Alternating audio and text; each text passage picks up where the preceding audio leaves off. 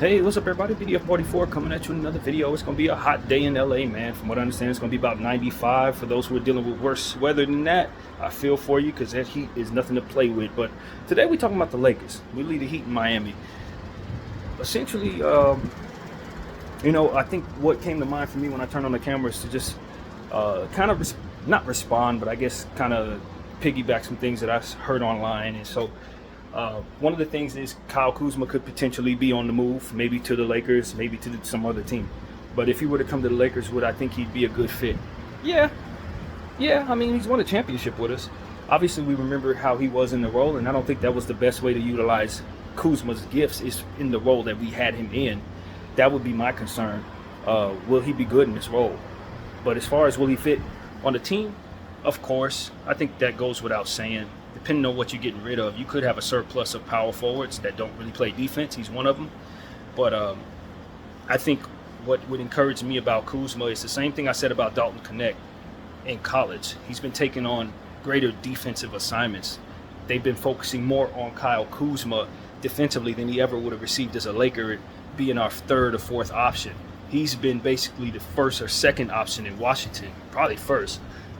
And he's been able to get his numbers.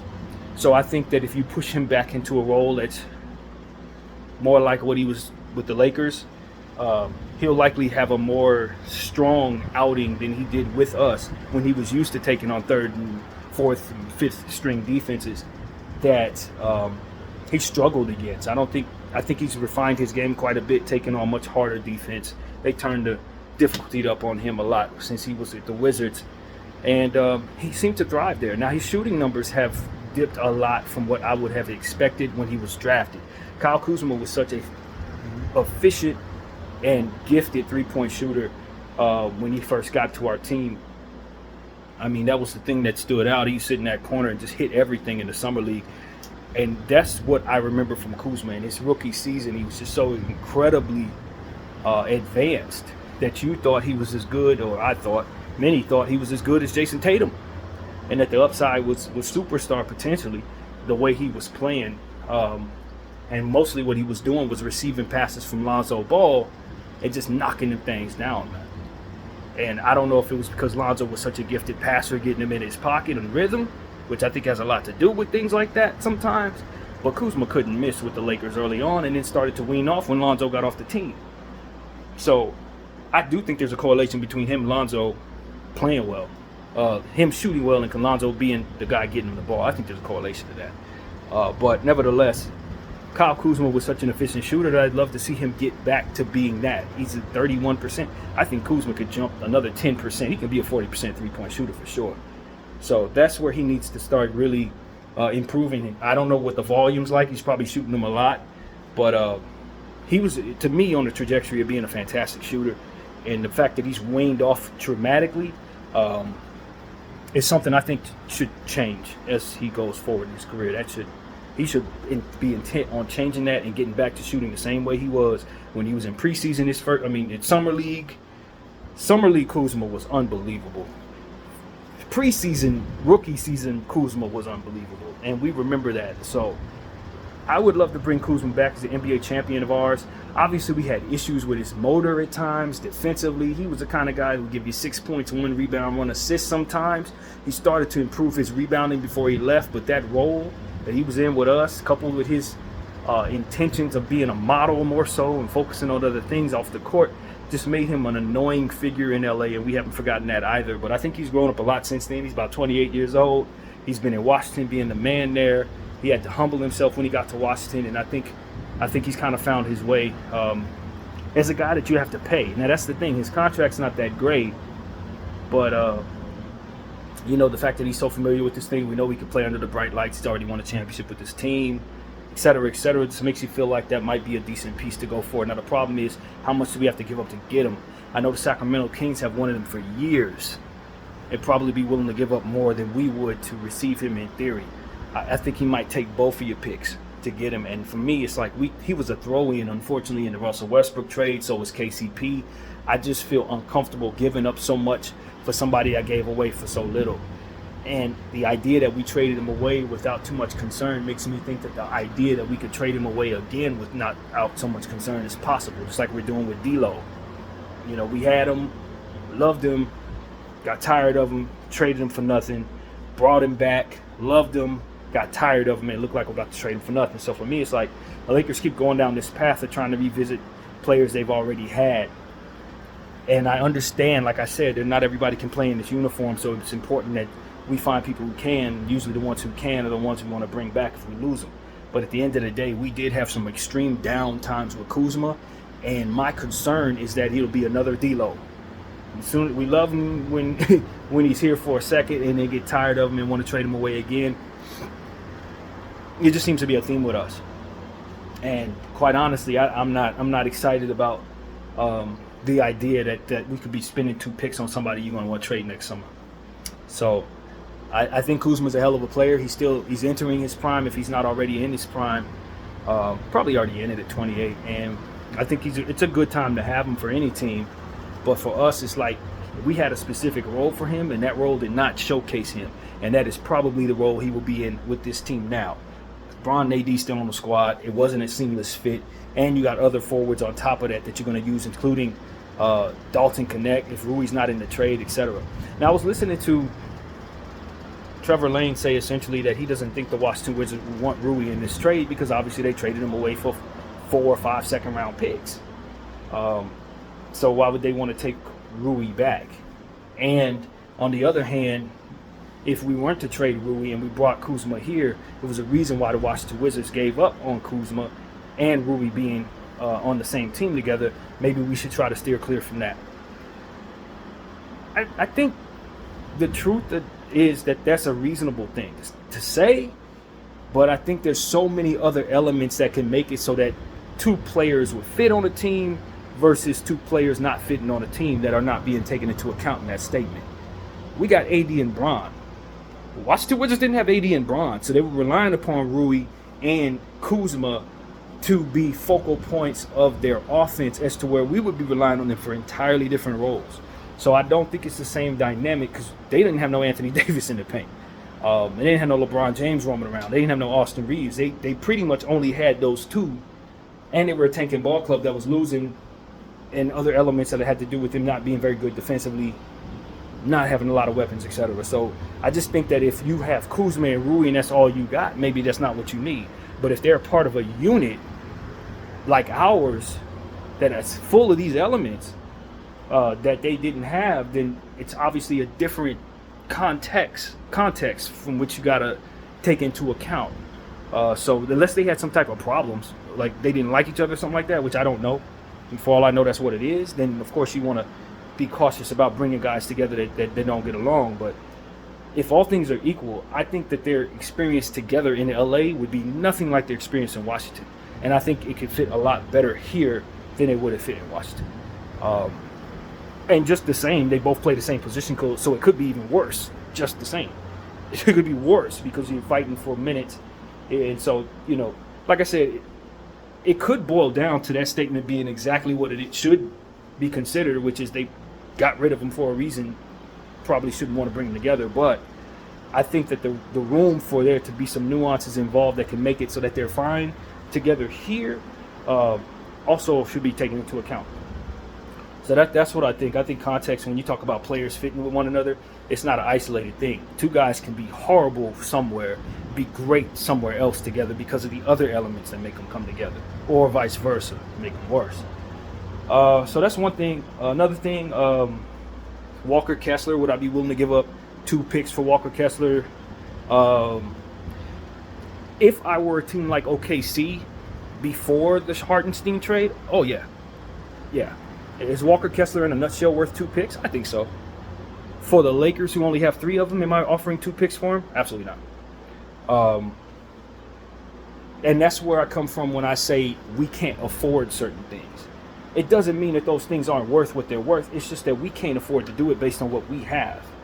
We can't afford for the risk to not work out, and we can't afford to give up the picks because we only have 3 of them. So it's like that's a double-edged, not a double-edged sword, but that's a 2-pronged sword, so to speak. Not necessarily double-edged, but in a sense, you're going to get stabbed twice. Because you are now entering a space where the risk is much more dire to you than it would be another team who would be willing to pay that same price, because you don't necessarily have the picks for whatever you do to go wrong. So that's why I would be cautious to make a trade like that. I would also be cautious to say that he's not worth 2 picks because I'm not willing to pay it. I don't think that. I think Walker Kessler is a player that's a fine center, not even in his prime yet. Was just a rookie 2 years ago. I would love for him to improve our basketball club. If we can acquire him for the price that would make us happy, I think we'd be very happy to have him. But it's just like anything else. We could take that much further and say, yo, I want to improve my team. I think Giannis Antetokounmpo was worth 6 picks. And you start asking me if I would be willing to give up 6 picks. Well, I don't have them to give in the first damn place. And I kind of look at it the same way. Obviously, it's a different story because I do have 2 picks, but not to trade. Not if I'm being cautious about what my options will be later on when I also will need to make trades. And see, that's what it comes down to. For me, this summer, Rob Pelinka needs to set the tone that the entitlement Laker fans have to trades being made every summer and free agency being addressed in moves every summer needs to stop.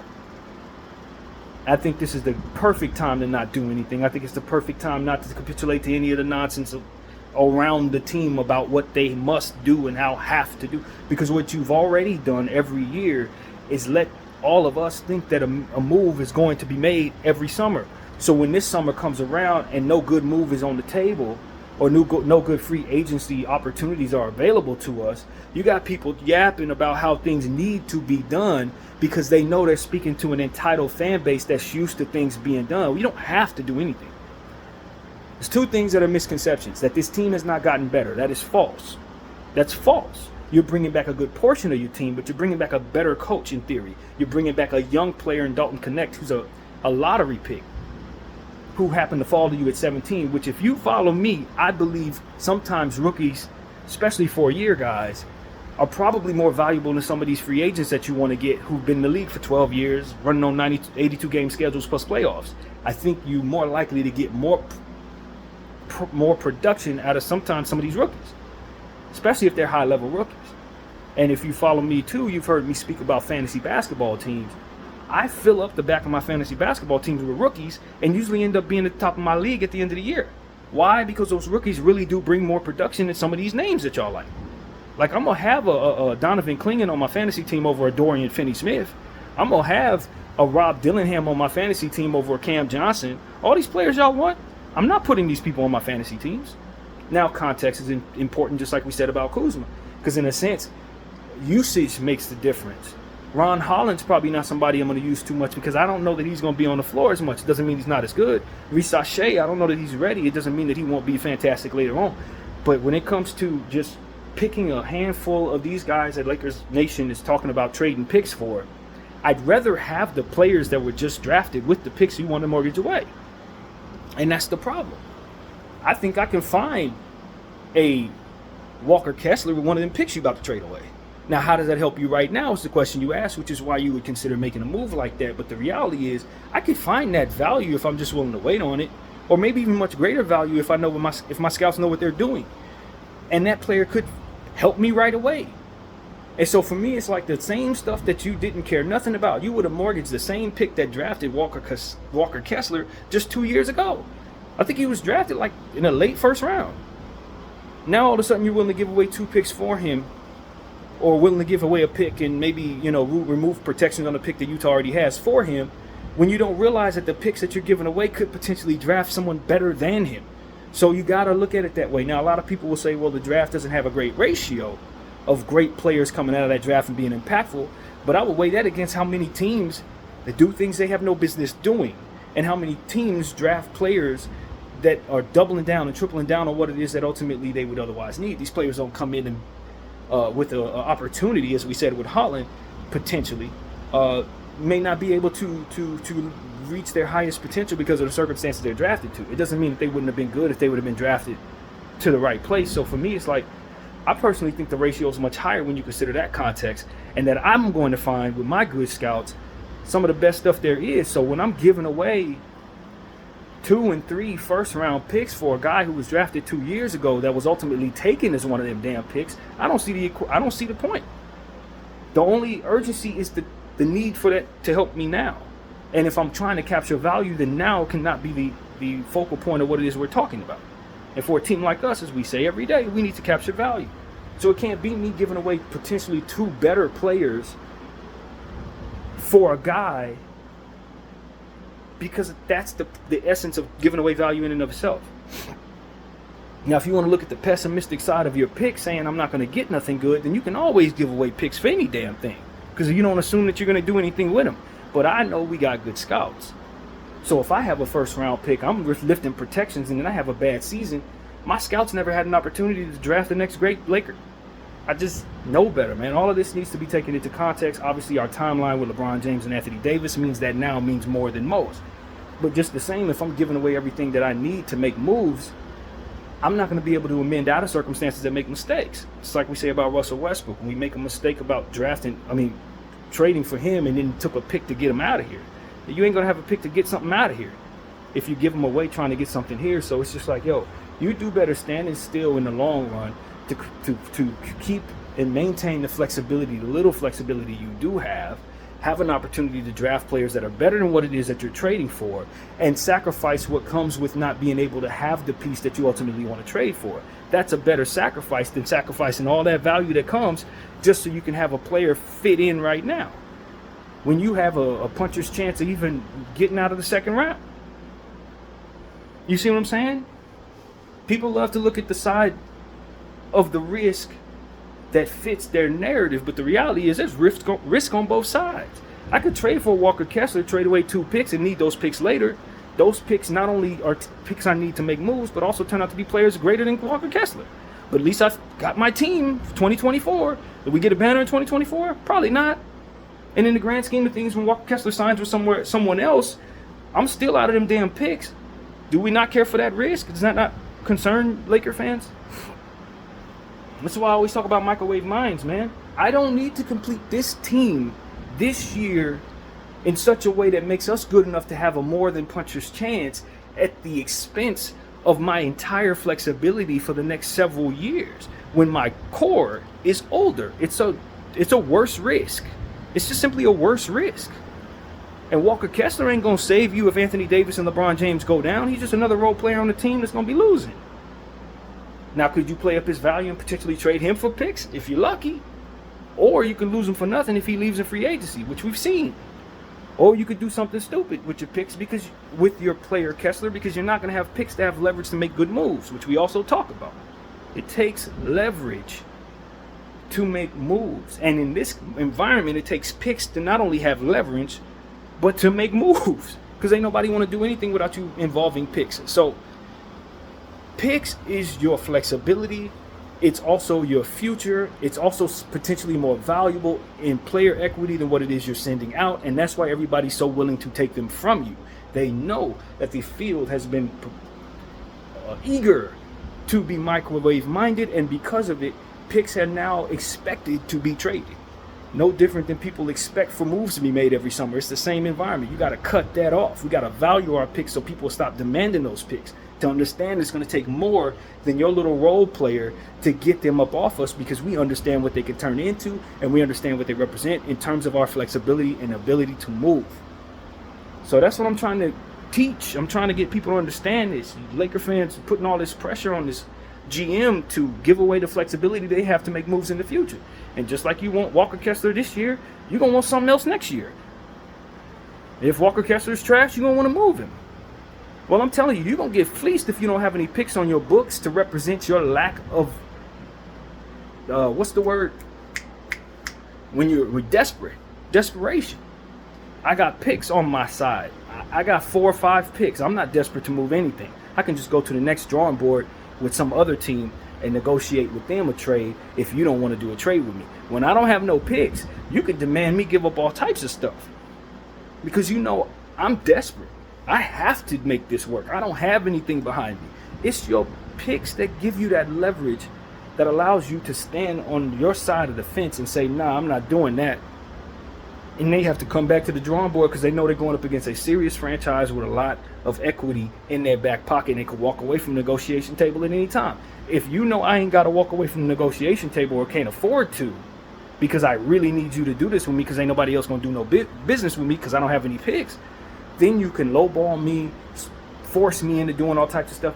And that is ultimately why your picks give you that cushion. It's like a cushion on your back when you're falling or you jumping off of something. If you're doing tightrope practicing and you don't have no cushion underneath you, fall, it's bad for you.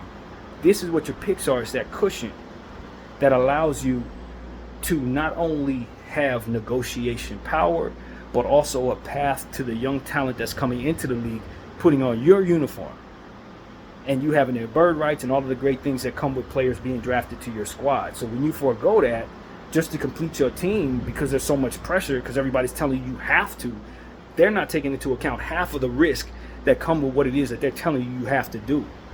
You need to be able to see all those risks if you're in control of this team.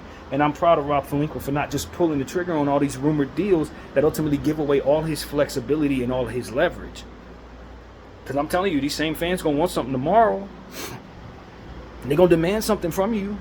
And you ain't going to be able to do it because this is what enabled you the path to the negotiations when you have it. You know, this gives you that ability to make the moves that they demand of you. So, no, you don't give that away just to get a player. Just so, you know what I mean? No, not even with the timeline you're in. Why? Because another move is going to have to be made. Because another move is potentially going to be on the horizon regardless. And when you got LeBron James, the last thing you need to be giving away is trading power. Because he's always demanding something be done. At some point, you got to say no to him so that the future can be. Because if you give away your entire future, you won't have one. It's really that simple.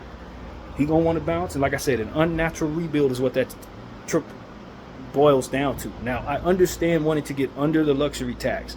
I understand wanting to get under that highest apron. And so from what I understand, the Los Angeles Lakers must make some type of deal to get under that apron. So I do expect some type of trade to be made.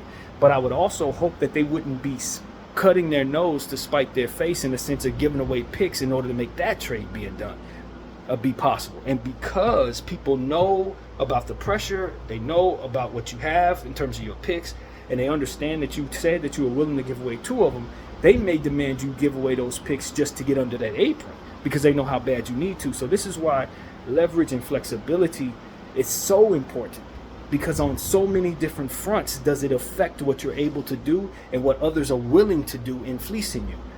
So you don't give away your leverage if you want to be able to move in this league, and you don't give away your leverage if you want to be able to stay under the tax apron, because in order to get under that tax apron in a lot of cases, you need to be able to make moves, and you need to be able to have the leverage or the lack of desperation so that people will do a fair deal with you. Otherwise, they're looking to fleece the hell out of you and you're stuck. So that's really what it is. Having no leverage and making bad moves can make a decent GM look like the worst GM. Make a decent coach look like the worst coach, etc. So don't give away your picks just to get a guy. I understand Guy may be good for the team this year, but if you bring him in, now you don't have any leverage to do anything else. And there's always something else you're going to want to do. The market always opens up in some random way that'll open up a Drew Holiday trade to you or something like that. So you just got to stay ready. And if you're giving away your picks to complete your team so that you can make all the peanut gallery happy, you ain't going to be ready. So that's what I want to say to everybody, man. This stuff is important, man. There's too many people telling the Lakers what they have to do without actually knowing what the hell is in front of them. You can't do some of this stuff that these people are demanding that the Lakers do if they want to have the flexibility to be able to do literally anything tomorrow. And if you keep setting the precedent that things need to be done, then guess what they're going to want you to do tomorrow? Salute the Kobe Minute, video 44. I thank y'all for watching. I'm out.